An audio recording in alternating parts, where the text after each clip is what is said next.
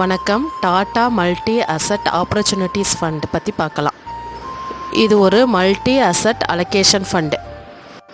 உங்கள்கிட்ட இப்போ 1000 ரூபா பணம் இருக்குன்னா ஈக்விட்டியில் 400, டெப்ட்டில் 200, கமானிட்டியில் 200 இப்படி பிரித்து இன்வெஸ்ட் பண்ணுற ஃபண்டு தான் மல்டி அசட் அலோகேஷன் ஃபண்டு. இந்த ஃபண்டோட பெஞ்ச் மார்க்கு 1 இயருக்கு 22.72% இருக்குது. இந்த ஃபண்டோட ரிட்டர்ன்ஸை பார்க்குறப்ப 1 இயரில் 23%, 2 இயரில் 13%, 3 இயரில் 16% ரிட்டர்ன்ஸ் கொடுத்துருக்கு.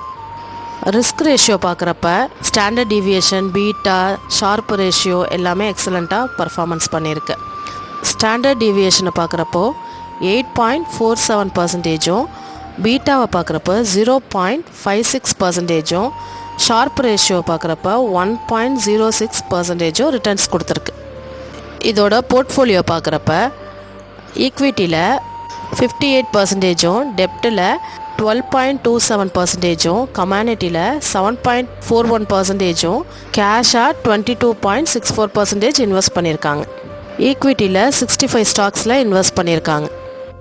இந்த ஃபண்டில் லம்சமாக 3 வருஷத்துக்கு முன்னாடி 10,000 ரூபா இன்வெஸ்ட் பண்ணியிருந்தோன்னா அதோட கரண்ட் வேல்யூ 15,500 இருக்குது. பெர் ஆனுவலுக்கு 16% ரிட்டர்ன் கிடச்சிருக்கு.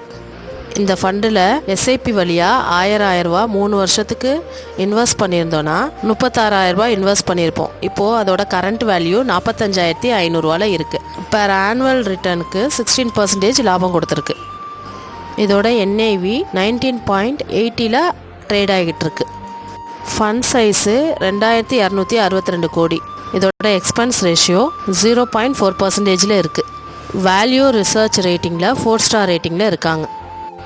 இந்த ஃபண்டில் யார் யாரெல்லாம் இன்வெஸ்ட் பண்ணலான்னா 50+ ஏஜில் இருக்கவங்களாம் இதில் இன்வெஸ்ட் பண்ணலாம். லார்ஜ் கேப்பு, மிட் கேப்பு, டெப்ட் ஃபண்டுன்னு தனித்தனியாக இன்வெஸ்ட் பண்ணாமல் இந்த மாதிரி மல்டி அசட் அலோகேட்டட் ஃபண்டை தேர்ந்தெடுத்து பண்ணலாம். பெஸ்ட்டு ரிட்டர்ன் கிடைக்கும். மல்டி அசட் அலோகேட்டட் ஃபண்டில் நீங்கள் இன்வெஸ்ட் பண்ண போகிறீங்கன்னா உங்கள் பர்சனல் ஃபினான்ஷியல் அட்வைஸரை கன்சல்ட் பண்ணிக்கோங்க. தேங்க்யூ.